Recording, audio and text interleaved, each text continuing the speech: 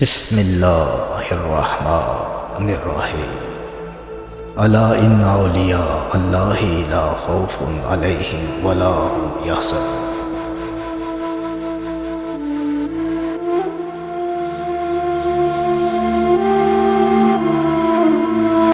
بسم اللہ الرحمن الرحیم۔ اللہ رب العزت نے اپنے حبیب حضرت محمد مصطفیٰ صلی اللہ علیہ وسلم کو اپنے ماں سوا تمام مخلوق پر برگزیدہ، افضل اور محترم بنایا ہے، اور رسول اکرم صلی اللہ علیہ وسلم اور آپ کے اہل بیت کی تعظیم و توقیر اور ان کا ادب و احترام اور ان سے محبت دین اسلام میں امت رسول صلی اللہ علیہ وسلم پر واجب فرمائی ہے۔ قرآن پاک میں فرمانے باری تعالیٰ ہے، لا تجد قوما یؤمنون باللہ والیوم الآخر یودون من احد اللہ ورسولہ۔ جو اللہ اور قیامت کے دن پر ایمان رکھتا ہے، اس کی محبت ان لوگوں سے نہ ہو جو اللہ اور اس کے رسول صلی اللہ علیہ وسلم کے دشمن ہیں۔ قرآن پاک میں رسول اکرم صلی اللہ علیہ وسلم کے اہل بیت کی شان میں فرمانے باری تعالیٰ ہے، انما یرید اللہ لیذھب عنکم الرجس اہل البیت ویطہرکم تطہیرا۔ اے نبی کے گھر والو، اللہ چاہتا ہے کہ تم سے ناپاکی دور فرمائے اور تمہیں خوب پاکیزگی عطا فرمائے۔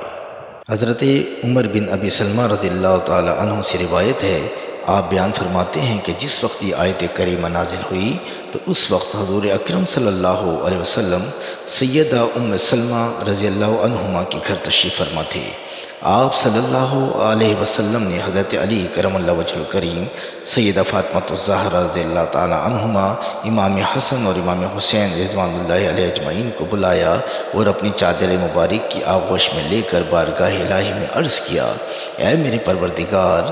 یہ میرے اہل بیت ہیں، ان کو دنیا کی ناپاکی سے محفوظ فرما اور پاکیزگی و طہارت عطا فرما۔ حدیث پاک کا مفہوم ہے، رسول اکرم صلی اللہ علیہ وسلم نے فرمایا،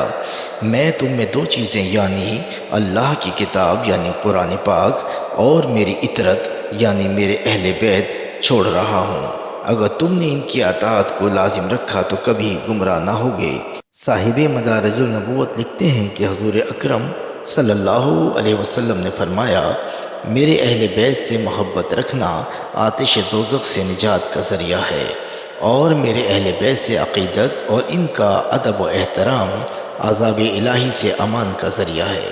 حضرت عائشہ صدیقہ رضی اللہ تعالی عنہما فرماتی ہیں کہ رسول اکرم صلی اللہ علیہ وسلم کے نزدیک عورتوں میں سب سے زیادہ پیاری بی بی فاطمہ ہیں اور مردوں میں سب سے زیادہ پیارے حضرت علی کرم اللہ وجہ الکریم ہیں۔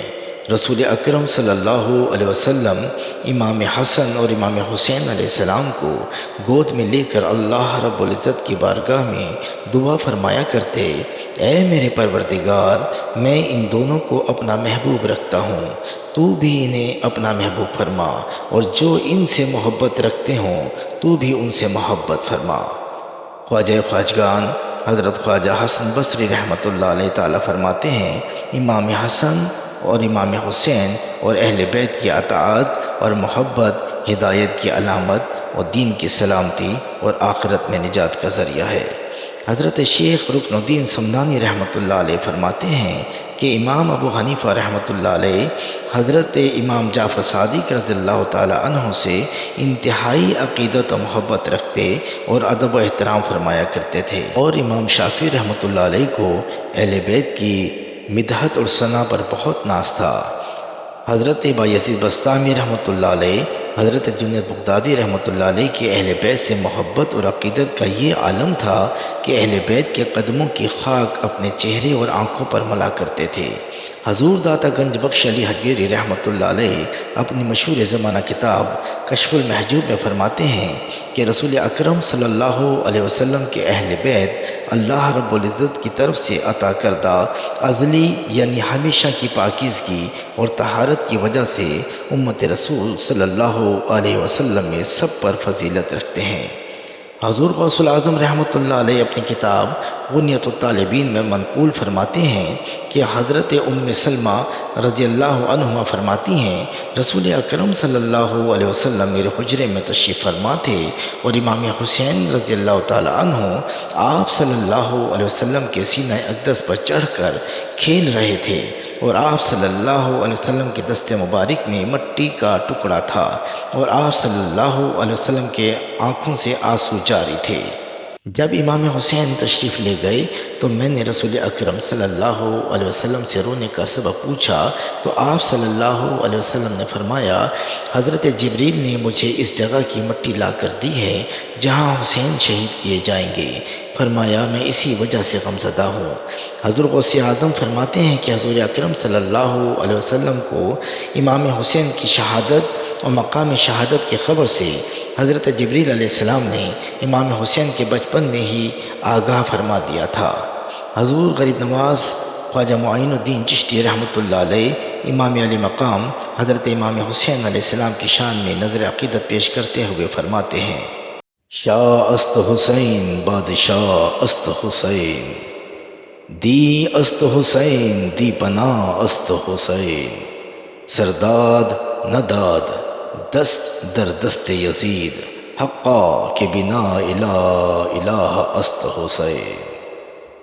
حضور خواجہ غریب نواز فرماتے ہیں کہ در حقیقت حسین ہی بادشاہ ہیں اور ساری بادشاہت بھی حسین ہی کی ہے، دین کی حقیقت بھی حسین سے ہے اور دین کو پناہ دینے والے بھی حسین ہیں۔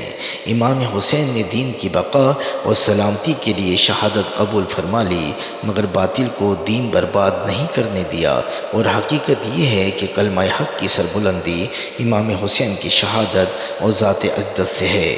ائمہ اہل بیت کی شان اور مقام اس قدر بلند ہے کہ زبان بیان کرنے سے عاجز ہے۔ افضل ہے کل جہاں سے گھرانہ حسین کا، نبیوں کا تاجدار ہے نانا حسین کا، ایک پل کی تھی بس حکومت یزید کی،